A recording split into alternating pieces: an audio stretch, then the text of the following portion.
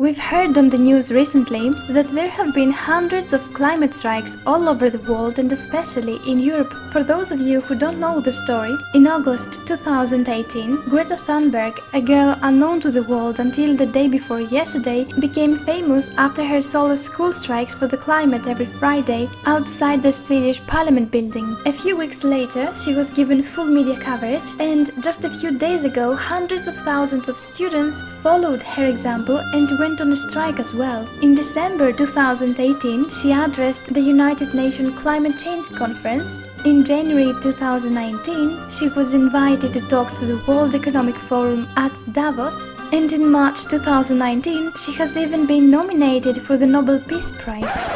Okay, that was fast. Notice how she went from a solo protest in Sweden to speaking in a UN conference in just 4 months. Now you may wonder, why is she doing this video? Is she against the protection of the environment? What could possibly be wrong about some climate strikes? Well, no, I'm not against it. Of course I'm not against it. Who wouldn't like to breathe clean air, eat uncontaminated food? Nevertheless, we should look beyond the smiles and nice words. Are these protests as innocent as they seem? Who finances them? What for? Are there any political or economic interests behind them? We hear phrases like, the rules say a 15-year-old girl cannot come out of nowhere alone and change the world. Greta already has. As you see, the media present her as a heroic child that managed to change the world alone. But did she really change the world, and was she alone? It's obvious that the masses don't worry about these questions. They do not realize that they are led around by the nose. This is even confirmed by an ex-Belgian environment minister who stated, a lot of people in these marches don't realize that they are part of a system which is a setup. She added that state security has told me about this. As with every setup, a more careful observation reveals flaws, and then it becomes clear that it's all about the spectacle. They are just making a lot of noise, but nothing will change. It's funny and sad at the same time that after the protesters marched to act on climate change, they left a trail of rubbish behind them. If those hundreds of thousands of environmental protesters were genuinely concerned about the environment, they would be out in their wellies cleaning up riverbanks as many volunteers do. But make no mistake, I am not here to blame them. In good faith, many of these young people that went on a strike believe they have done the right thing, but the truth is they have no idea what is going on. The masses are kept in the dark. They are guided and manipulated with emotional nudges that arise seemingly overnight, like in the case of Greta and the protests against whom? They don't even know who they protested against. They just say they protested against the pollution of the environment, but the environment doesn't get polluted on its own. None of the industries, companies or governments that pollute heavily was accused, and no practical advice was given to the people. Why haven't the organizers thought about this? Maybe because that's not going to get them into the headlines. Unfortunately, I wasn't able to find who finances these marches. What I did find out is that Greta was promoted on social media by Ingmar Renthog since the very first day of the girls' strike. He used her as a symbol of his startup, and a few days after a crowdfunding campaign, he raised circa 3 million euros.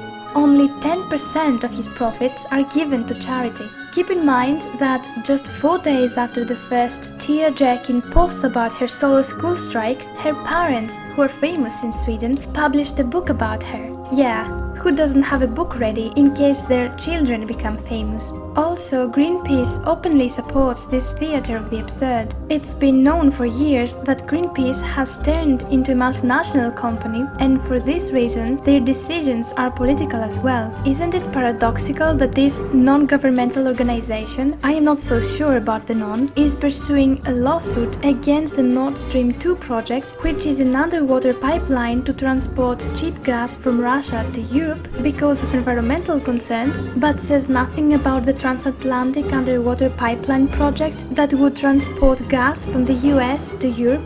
I don't know if it's a coincidence that both the USA and Greenpeace are moving against this project, but is it also a coincidence that from a $350 million budget, Greenpeace spends only $10 million in the US, despite the latter being one of the countries that pollute the most, second only to China? Personally, I wouldn't donate €1 to them, hoping that my money would be spent to help the environment, since some leaked documents revealed how they really use people's money, namely gambling in the stock market, and judging by the results, they can't even do it right. Finally, why are the majority of the climate strikes happening in Europe, even though the European countries are some of the few ones in the world that have been drastically reducing emissions over the last decades?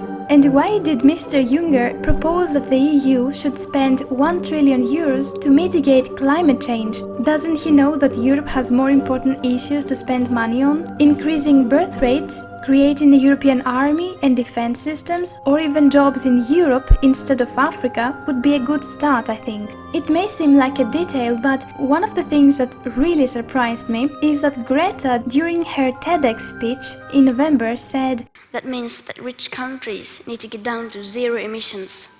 And that is so that people in poorer countries can have a chance to heighten their standard of living by building some of the infrastructure that we have already built, such as roads, schools, hospitals, clean drinking water, electricity, and so on." I have no reason to doubt that Greta is trying to raise awareness and is truly interested in these things. What I doubt is that the people who wrote her speeches share the feelings and goals of a child.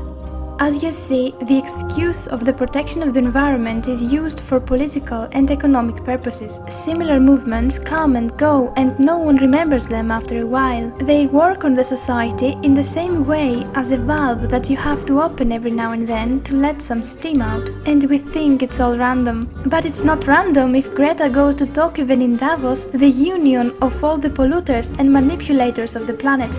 I'm wondering why they invited her. Have they finally decided to change their lifestyle? Not a chance. What they want to do is to blame us, while it's them that pollute, in order to make money. Almost as if we, the consumers, pollute the environment. Okay, this is true, we pollute it a little bit, but we certainly don't have the means to do as much damage as they do. For them, we are guilty altogether. And the manipulation is even more subtle. They use children, especially girls, to achieve their political aims, and I think that this is unacceptable. If they invent and implement a new ecology tax in the future, another way to take money from the people, you will at least know how it all started.